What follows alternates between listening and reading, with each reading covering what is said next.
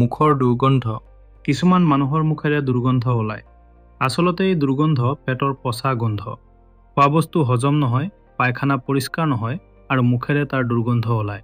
পানী লগা অসুখ হ'লেও কেতিয়াবা কাৰোবাৰ মুখ গন্ধায়। মুখত ঘাঁ থাকিলেও মুখৰ গন্ধ ওলায়। দাঁতৰ ৰোগ পাইৰিয়া থাকিলে মুখৰ গন্ধ ওলায়। মুখ দাঁত পৰিষ্কাৰ নাথাকিলেও মুখৰ গন্ধ ওলায়, কিন্তু ইয়াৰ তীব্ৰতা কিছু কম। তেনেকৈ বুঢ়া মানুহৰ বুকুত কফ জমি থাকিলেও মুখ গন্ধায়।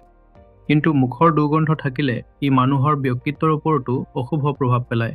আপোনপৰ সকলো মানুহেই আঁতৰি থাকিব খোজে। মানুহৰ সহানুভূতি লাভত বাধাৰ পৰিৱেশ সৃষ্টি কৰিব পাৰে।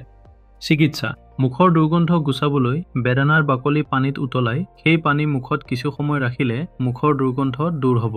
মুখত কোনো ধৰণৰ ঘাঁ থাকিলে শুকাই আহিব। এগিলাচ অলপ কুহুমীয়া গৰম পানীত 1 চামুচ আদাৰ ৰস আৰু 1 চামুচ নেমু টেঙাৰ ৰস মিহলাই মুখ কুলি কৰিলেও দুৰ্গন্ধ দূৰ হ'ব। বেদানাৰ বাকলিৰ অভাৱত ডালিমৰ বাকলি ছায়াত শুকাই গুৰি কৰি তাৰ চূৰ্ণ 3 গ্ৰাম প্ৰতিদিনে ৰাতিপুৱা আৰু গধূলি অলপ পানীৰে খালে আৰু বাকলি পানীত উতলাই মুখ কুলি কৰিলে মুখৰ দুৰ্গন্ধ দূৰ হ'ব। খোৱাৰ পাছত গুৱামুৰি চুবালে মুখৰ দুৰ্গন্ধ দূৰ হয়। তুলসীৰ পাত বা গমৰ পাত মুখত লৈ চুবালেও মুখৰ গন্ধ নোহোৱা হয়। সৰু এলাচি চুবালেও মুখৰ গন্ধ নাশ হয়। পটাছিয়াম পাৰমাংগানেটৰ কেইটামান টুকুৰা এগিলাচ পানীত ভালকৈ গুলি সেই পানীৰে মুখ কুলি কৰিলে মুখৰ দুৰ্গন্ধ আৰু লগতে মুখৰ অন্যান্য কোনো ৰোগ থাকিলেও দূৰ হ'ব।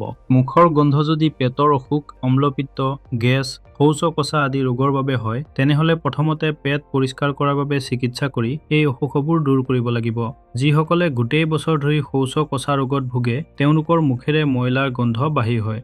এনে ক্ষেত্ৰত হজমৰ গণ্ডগোল হোৱাৰ বাবে মুখৰ দুৰ্গন্ধ হ'লে আহাৰ খোৱাৰ পাছত 2 বেলাই আধা চামুচকৈ গুৱামুৰি চুবাই খাব লাগে। হজম শক্তি বাঢ়িব, মুখৰ দুৰ্গন্ধও যাব। গলত সুৰসুৰ কৰা, মাত বহি যোৱা আদি অসুখতো উপকাৰ হয়। এটাকৈ লং খোৱাৰ পাছত মুখত লৈ অলপ চুবাই, অলপ চুহি তেনেকৈ খাই থাকিলে মুখৰ দুৰ্গন্ধ নাশ হ'ব। লগতে গাৰ দুৰ্গন্ধ থাকিলে, কফ আদিৰ গন্ধ থাকিলেও আঁতৰিব।